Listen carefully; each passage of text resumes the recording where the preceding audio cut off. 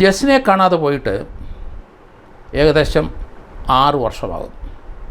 2018 March 22-നാണ് ജസ്നെ കാണാതെ പോയത്. മുക്കുട്ടത്തറ ജസ്നയുടെ വീട്ടിൽ നിന്ന് 10:30 മണിക്ക് ഇറങ്ങി.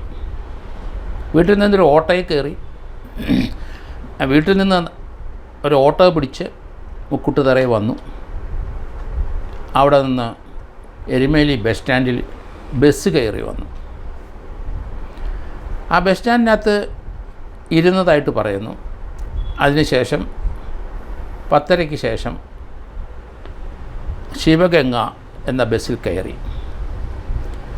ആ ബസ് മുണ്ടക്കയം വഴി പോകുന്നതാണ്. പക്ഷെ മുണ്ടക്കയം വരെ പോയില്ല, വഴിക്ക് എവിടെയോ ഇറങ്ങി. ബസ്സിൽ കയറിയെന്നും ബസ്സിൽ ഇരിക്കുന്ന ഏതോ ഒരു CCTV ദൃശ്യത്തിനകത്ത് ഈ കുട്ടിയുടെ സാരി, കുട്ടിയുടെ ഡ്രസ്സ് കണ്ടിട്ട് മനസ്സിലാക്കി ആ ബസ്സിൽ തന്നെ കയറിയെന്ന്. പിന്നെ വിവരമില്ല. ഇതിനെ സംബന്ധിക്കുന്ന ചില നിഗമനങ്ങളും ചില അന്വേഷണങ്ങളൊക്കെ ഞാൻ നടത്തിയിട്ടുണ്ട്. അന്നും ഇന്നും പറയുന്നു, ജസ്ന മുക്കുട്ടുതറയ്ക്കും മുണ്ടക്കയത്തിനും കാഞ്ഞിരപ്പള്ളിക്ക് ഇടയ്ക്ക് ഉണ്ട് എന്ന് തന്നെയാണ് തുടക്കം മുതലേ ഞാൻ പറയുന്നത്. ഒത്തിരി പുതിയ കഥകളെല്ലാം കയറി വന്നു. ജസ്നെ കർണാടകയിൽ എവിടെ വെച്ച് കണ്ടുവെന്നും, മലപ്പുറത്ത് വെച്ച് കണ്ടുവെന്നും, ചെന്നൈയിൽ വെച്ച് കണ്ടുവെന്നൊക്കെയുള്ള കഥകൾ പ്രചരിച്ചു. ഇന്നും ആ കഥകൾ സജീവമായിട്ട് നിൽക്കുകയാണ്. ലോക്കൽ പോലീസ് അന്വേഷിച്ചു. അവരുടെ അന്വേഷണം അത്ര തൃപ്തികരമായിരുന്നില്ല. പിന്നീട് ഈ കേസിൻ്റെ അന്വേഷണം നടത്തിയത് സൈമൺ എന്ന് പറഞ്ഞ SP ആണ്. കൂടത്തായി കേസിനകത്ത് ഇവിടെ പ്രശസ്തനായ സൈമൺ SP പത്തനംതിട്ട SP ആയപ്പം അദ്ദേഹത്തിനെ ഏൽപ്പിച്ചു. കണ്ടെത്തും, ജസ്നയ്ക്ക് എന്ത് സംഭവിച്ചു എന്ന് കണ്ടെത്തുമെന്നാണ്. അന്ന് DGP റിട്ടയർ ചെയ്ത തച്ചങ്കരി ക്രൈംബ്രാഞ്ചിൻ്റെ മേലധികാരിയായിരുന്നു. അദ്ദേഹം വീമ്പിളക്കി. രണ്ടുപേരും പറഞ്ഞു ജസ്ന ജീവിച്ചിരിക്കുന്ന അർത്ഥത്തിൽ തന്നെയാണ് അവർ പറഞ്ഞത്. അവരുടെ അന്വേഷണം തെറ്റിയെന്ന് തന്നെയാണ് തുടക്കം മുതലേ ഞാൻ പറയുന്നത്. തച്ചങ്കരി ഈ കേസ് കണ്ടുപിടിക്കും എന്ന് തന്നെയാണ് പല സന്ദർഭത്തിലും പറഞ്ഞത്. പത്രക്കാർ അദ്ദേഹത്തിന് ചോദിക്കുമ്പോഴും വളരെ ഈസിയായിട്ട് കണ്ടെത്തും. സൈമൺ കുറച്ച് എക്സ്പീരിയൻസ്ഡ് ഉള്ള ആളാണ്, ഇൻവെസ്റ്റിഗേഷൻ നടത്തിയിട്ടുള്ള ആളാണ്. അദ്ദേഹത്തിൻ്റെ നിഗമനമാണ് ഇദ്ദേഹം പറഞ്ഞതെന്ന് എനിക്കറിയില്ല. എങ്കിലും കുട്ടിയെ കണ്ടെത്തിയില്ല. ഏകദേശം മാർച്ചോടുകൂടി 6 വർഷം പൂർത്തിയാകും. എന്ത് സംഭവിച്ചു എന്ന് പലർക്കും അറിയില്ല. കുട്ടി മിസ്സിംഗ് ആണ്. എന്തെങ്കിലും അപകടം പറ്റിയെങ്കിൽ ഡെഡ് ബോഡി എവിടെയെങ്കിലും കണ്ടെത്തണം. അതുണ്ടായില്ല. ആ ബസ്സിൽ നിന്ന് ഇറങ്ങിയത് എവിടെയെന്നോ ആരുടെ പോയെന്നും ഇന്നും അജ്ഞാതമാണ്. എന്തായാലും ഈ കേസിനെ സംബന്ധിക്കുന്ന ഒരു അന്വേഷണം തൃപ്തികരമല്ല എന്ന് ജസ്നയുടെ ബ്രദർ ഹൈക്കോടതി കൊടുത്തതിൻ്റെ അടിസ്ഥാനത്തിൽ CBI അന്വേഷണം വന്നു എന്നാണ് ഞാൻ കരുതുന്നത്. ജസ്നയുടെ ബ്രദർ ഇപ്പം കാനഡയിൽ എവിടെയോ ആണ്. പിതാവ് സ്ഥലത്തുണ്ട്. ജസ്ന മിസ്സാകുന്നതിന് 8 മാസം മുമ്പ് ജസ്നയുടെ അമ്മ മരണപ്പെട്ടു പോയി. അതിനുശേഷം കുട്ടിയുടെ നിരീക്ഷണങ്ങൾ പലതും തെറ്റിപ്പോയി എന്നാണ് എനിക്ക് തോന്നുന്നത്. പിതാവിനെ സഹോദരനെയൊക്കെ ഈ കുട്ടിയുടെ തിരോധാനത്തിൻ്റെ പിന്നിൽ പ്രവർത്തിച്ച ആളാണ് എന്ന് ലോക്കൽ പോലീസിൻ്റെ അപക്വമായ അന്വേഷണം. അവർക്കൊന്നും ചോദ്യം ചെയ്ത് ഒരാളുടെ മനസ്സിലിരിക്കുന്ന ചിന്തകൾ കണ്ടെടുക്കാൻ കഴിയത്തില്ലാത്തവരാണ്. പല പോലീസ് ഉദ്യോഗസ്ഥരും വീമ്പിളക്കി നടക്കും. പക്ഷേ അവരുടെ ഒന്നും റെക്കോർഡ് പരിശോധിച്ചാൽ തെളിയിക്കപ്പെടാത്ത കേസുകളൊന്നും പിടിക്കാത്ത വ്യക്തികൾ തന്നെയാണ് വീമ്പിളക്കുന്നവർ. തെളിയിക്കപ്പെടാത്ത കേസ് പിടിക്കുന്നിടത്തോളം എത്ര കേസ് പിടിക്കുന്നോ അത്ര എക്സ്പീരിയൻസ് കൂടുതലാണ്. ആ കേസിൻ്റെ കൂടെ അന്വേഷിക്കുന്ന സിവിൽ പോലീസ് ഓഫീസറോ സബ് ഇൻസ്പെക്ടർമാരോ സർക്കിൾ ഇൻസ്പെക്ടർമാരോ DYSPമാരൊക്കെ ആ കേസ് അന്വേഷണമായിട്ട് സഹകരിച്ച് മുന്നോട്ട് പോയവർക്ക് സർവീസിലുള്ളവരെക്കാട്ടും ബെറ്റർ സ്റ്റാഫാണ് അവർ. കാരണം എക്സ്പീരിയൻസ് കൊണ്ട് മാത്രമേ ഒരു അന്വേഷണത്തിലെ ട്രാക്ക് കൃത്യമായിട്ട്. ആ എക്സ്പീരിയൻസ് ഇല്ലാത്തവർ നുണപരിശോധനയ്ക്ക് ആവശ്യമില്ലാത്ത കാര്യത്തിൽ നിന്നൊക്കെ പോകും. അതൊന്നും ഒരു സക്സസ്ഫുള്ളായ ഒരു സയൻറ്റിഫിക് മെത്തേഡ് അല്ല. അതൊക്കെ തട്ടിപ്പിൻ്റെ ഭാഗമെന്നാണ് ഞാൻ പറയുന്നത്. ജസ്നയ്ക്ക് അപകടം സംഭവിച്ചിട്ടുണ്ട് എന്ന് തന്നെയാണ് തുടക്കം മുതൽ ഞാൻ വിശ്വസിക്കുന്നത്. ഇങ്ങനെ പല സന്ദർഭത്തിലും ചാനലായിട്ടും യൂട്യൂബിലൊക്കെ ഞാൻ പറഞ്ഞെങ്കിലും എന്തുകൊണ്ടാണ് ഞാനങ്ങനെ പറയുന്നത് എന്ന് ചോദിച്ചുകൊണ്ട് അവിടുത്തെ ലോക്കൽ പോലീസോ അവിടുത്തെ DYSPമാരോ സൈമണോ അല്ലെങ്കിൽ തച്ചങ്കരിയോ ഒന്നും എന്നോട് ബന്ധപ്പെട്ടിട്ടില്ല. ഈ കേസ് അന്വേഷിച്ച CBIയെ പല സന്ദർഭത്തിലും പല ആൾക്കാരെ കൊണ്ടും എനിക്ക് കുറച്ച് വിവരങ്ങൾ തരാൻ പറ്റും എന്നുള്ള രീതിയിൽ സംസാരിച്ചിട്ടും അവരും വന്നില്ല. ഇനി ഈ കേസിൽ നിന്ന് CBI ഇപ്പം തൽക്കാലം അവർ രക്ഷപ്പെട്ടു. അൺഡിക്റ്റഡായിട്ട് അവർ ഈ കേസ് ട്രീറ്റ് ചെയ്ത് റിപ്പോർട്ട് കൊടുത്തു എന്നാണ് പറയുന്നത്.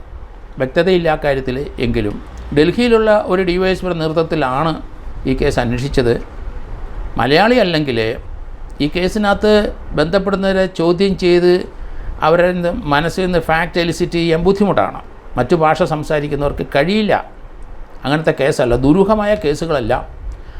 സസ്പെക്റ്റിനെ അവരുടെ മദർ ടങ്ങിൽ തന്നെ ചോദ്യം ചെയ്തെങ്കിൽ മാത്രമേ വിദഗ്ധമായിട്ട് നമുക്ക് ആ ആളുടെ മനസ്സിലെന്താണ് സംഘർഷം നടക്കുന്നതെന്ന് കണ്ടെത്താൻ കഴിയുള്ളൂ. അത് നിരന്തരം ഇതുപോലെയുള്ള കേസുകൾ അന്വേഷിച്ച ഒരാൾക്ക് മാത്രമേ അതിലേക്ക് ആ ഒരു നിഗമനത്തിൽ എത്താൻ പറ്റുള്ളൂ. അവർക്ക് മാത്രമേ അങ്ങനെയുള്ള കേസുകൾ തെളിയിക്കാൻ പറ്റുള്ളൂ. ബാക്കിയുള്ളവരെല്ലാവരും പത്രത്തിലും ചാനലും വീരവാദം അടിച്ച് മുന്നോട്ട് പോകുന്നവരെയാണ് ഞാൻ കണ്ടിരിക്കുന്നത്.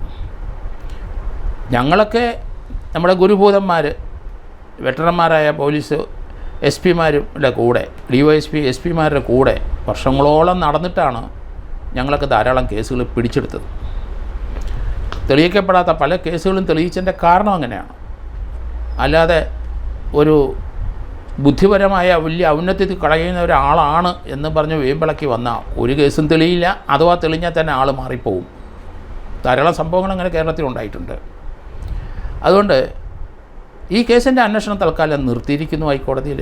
പിതാവിൻ്റെ പ്രസ്താവന ഇന്ന് പത്രത്തിൽ കണ്ടു. ആ പിതാവും സഹോദരനും ആ കുടുംബക്കാരുടെ വേദന എന്താണെന്ന് എനിക്കറിയാം. അതുകൊണ്ട് CBI ഇനി ഇത് ഓപ്പൺ ചെയ്താലും വലിയ പ്രയോജനം ഉണ്ടാവില്ല. അതുകൊണ്ട് ഈ കേസ് തിരിച്ച് കേരള പോലീസിലേക്ക് കൊടുക്കുന്നതായിരിക്കും ഉചിതമെന്ന് ഞാൻ കരുതുന്നു. കാരണം അങ്ങനെ ഒരു ഇൻസിഡൻറ്റ് വരണം. CBI ആരും ഫൈനൽ അതോറിറ്റി അല്ല ഇന്ത്യയിൽ. കേസ് സംസ്ഥാനത്ത് തെളിയാതെ വരുമ്പം പലരും കേസുകൾ CBIക്ക് കൊടുക്കും. വേറൊരു ഏജൻസി ഇല്ല. പക്ഷേ ഇവിടെ നമ്മുടെ കേരളത്തിൽ ഓരോ ജില്ലകളിലും സ്റ്റേറ്റ് ക്രൈം ബ്രാഞ്ചിൻ്റെ DYSPമാർ ഉണ്ട്. 2-3 ജില്ലയ്ക്ക് ഒരു SP ഉണ്ട് സ്റ്റേറ്റ് ക്രൈം ബ്രാഞ്ച്. അവർ ഭൂരിപക്ഷം ആൾക്കാർ നല്ല വെറ്ററന്മാരാണ്.